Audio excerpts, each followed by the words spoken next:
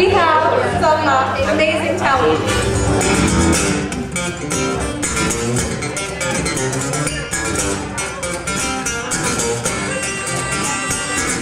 I feel it coming at the edge of my heart.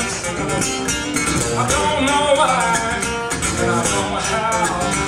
But that nation stands tall, just when you think you know it all. I'm standing here in the shipping area looking down about 75 feet, and I see this multi-millionaire on his hands and knees scraping stuff off the ground. And I said to myself, if this is what it takes to get to where this man is, this is what I'm going to do. And he led by example as a great leader, right? He served people. He was a great servant of people. I think Zig Ziglar said it best when he said, if you help enough people get what they want, you can have everything that you want. He taught me how to have self-control and how to have dealings with people in an equitable way. Well, a little bit of context, that one sheep that would wander away from the rest of the flock was typically the runt of the litter. It was the smallest one and it had the worst hearing. It just couldn't seem to listen to directions. And so what a shepherd would do in that case is it would go after it. It would find that sheep and it would break its legs. And then, for the weeks that it took for those bones to heal, the shepherd would carry that baby lamb on his shoulders. And through that process of being so close to the shepherd, of hearing his voice day in, day out, became so finely attuned to the shepherd that when it was ready to walk on its own and the shepherd placed it down, it would often become the leader of the flock. Because it knew it became strong through that weakness. I surrounded myself with artists, poets, musicians, activists, and other creators of beauty, people who believe in giving to this world and making it more beautiful. I was very fortunate to still have something in me, faith maybe, to believe in the goodness of people, a world I longed to see and to know.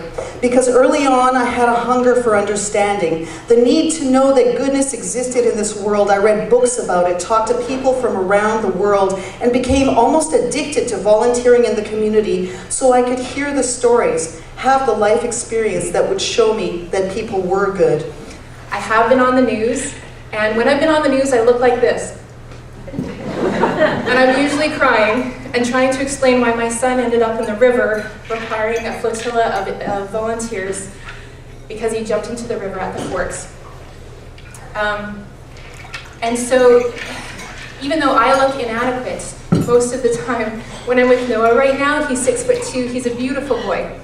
But he's very strong and he's very fast. And so if you see me in public, I'm often like this. And he is there. If you see me at McDonald's, I might be the person that comes up to you and apologizes for the fact that my child is eating your fries. But I will offer to buy you another order. So here's the deal. I asked her simply this. Are you paying for your caterer? Yes, I'm paying for it. Are you paying for your hall? Yes, you're paying for it. Are you paying for, the DJ and the sound? Yes, we are. Okay, and that's all right. And this, of course, is a volunteer job for you. No, it's my full-time position. I said, oh, so the only person you don't want is the speaker. Well, you're only speaking. You'll get lots of exposure. People die of exposure every year. How did you find me? Well, a friend of mine told me you were very good because a friend of theirs saw you on the internet. I've got lots of exposure then, thank you. Just please understand, and this isn't really part of my talk, and I'm probably, considering I'm not getting paid to be here,